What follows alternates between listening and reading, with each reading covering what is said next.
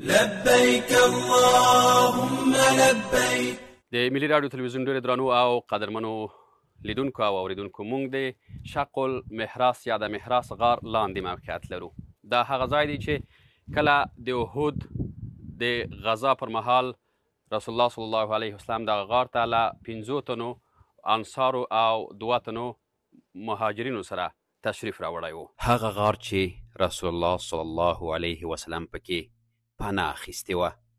شق المحراس غار هغه ځای دی چې د احد په غزا کې وروستی دفاعي سنګر بلل کیږي. کله چې د احد په غزا کې له جبل الرومات غونډۍ معظف غشي ویشتونکي راښکته شول، خالد بن ولید رضی الله عنه چې له هغه وخت مسلمان شوی نه و، د دغه غونډۍ د شا له لوري پر مسلمانانو برید وکړ او مسلمانانو ظاهري ماتې خو د راتلونکي لپاره لویه معنوي بریا ترلاسه کړه. د خالد بن ولید رضی الله عنه د برید په پایله کې د لسګونو صحابه کرامو له شهید کېدو وروسته رسول الله صلی الله علیه وسلم له 7 تنو اصحابو کرامو سره یو ځای د شق المحراس غار ته پناه یوړه. د کره روایتونو له مخې مشرکین همدې غار ته په رسول الله صلی الله علیه وسلم او ملګرو پسې ورغلل او یوه لنډه اما د مسلمانانو پر بریا متمرکزه سخته جګړه وشوه. د همدې غار په خوله کې د غزا پر مهال د 7 تنو صحابه کرامو له ډلې 15 انصار صحابه کرام د رسول الله صلی الله علیه وسلم په دفاع کې په شهادت ورسېدل او مهاجر صحابه کرام سعد بن ابي وقاص او طلحه بن عبید الله رضی الله عنهما په پوره میړانې له مشرکینو سره جګړه وکړه. سعد بن ابي وقاص رضی الله عنه په دومره میړانه غیږ ویشتل چې رسول الله صلی الله علیه وسلم ورته وویل چې زما مور او پلار دې له تا قربان شي، غشي ووله. د غار په خوله کې د افغان حاجیانو لپاره په مدینه منوره کې د مناسکو د مسؤول شیخ عید ولی حلیمي خبرې اورو. دغه ځای کې چې موږ ولاړ یو دې ته شق المحراس ویلی کېدای شي. دا هغه ځای دی چې نبی کریم صلی الله علیه وسلم په غزوه احد کې 80 کسان ملګري د ده د څنګ ملګري په شهادت ورسېدل.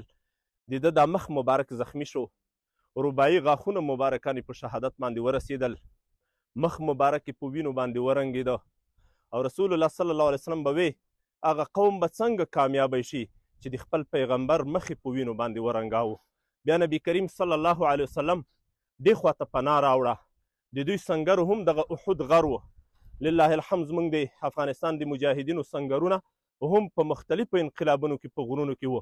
د رسول الله صلی الله علیه وسلم سنګر په دغه احد غره کې و. دې خواته چې تاسې وګورئ دا منظره ډېره ښه ښکاري، هغه جبل الرومات هم معلومیږي.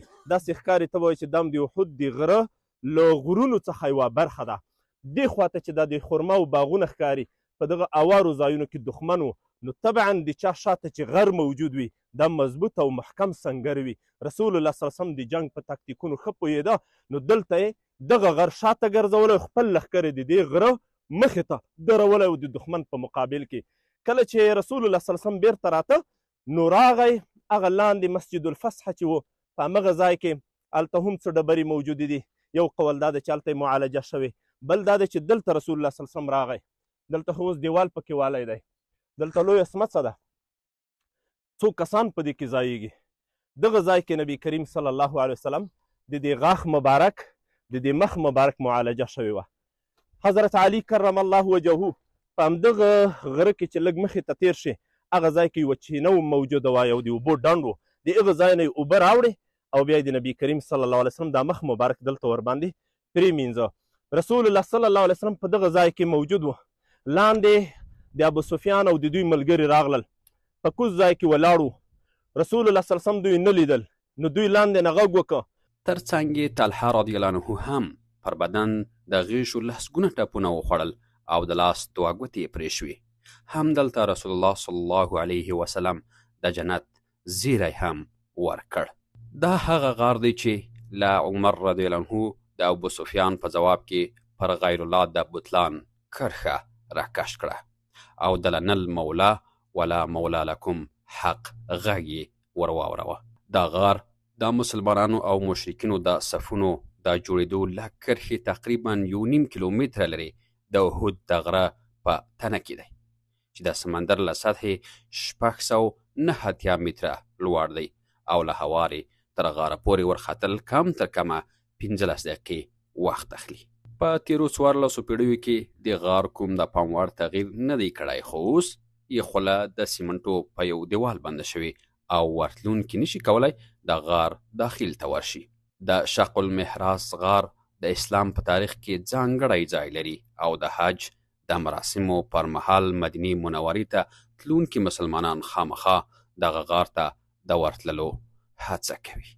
ورزما مصطفى خير البشر مدني تا لاس چوم لمن د پیغمبر مدني تا لاس چوم لمن د پیغمبر مدني تا ورزما مصطفى خير البشر مدني تا لاس چوم لمن د پیغمبر مدني تا لاسا چوم لمن د پیغمبر مدنی تا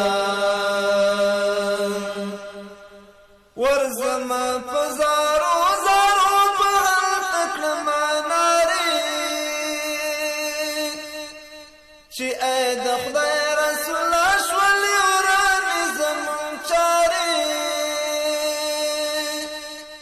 د خدای پدر کی وکا وسوالو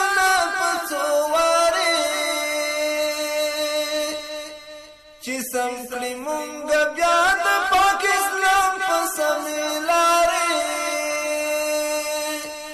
راتاو کړه قافلې زموږ رهبر مدني ته ورزما مصطفى خیر البشر مدني ته ورزما مصطفى خیر البشر مدني ته. ډیرو درنو او قدرمنو لیدونکو او اورېدونکو، تاسو د شق المحراس یا د محراس غار په اړه معلومات واورېدل. له موږ سره اوسئ.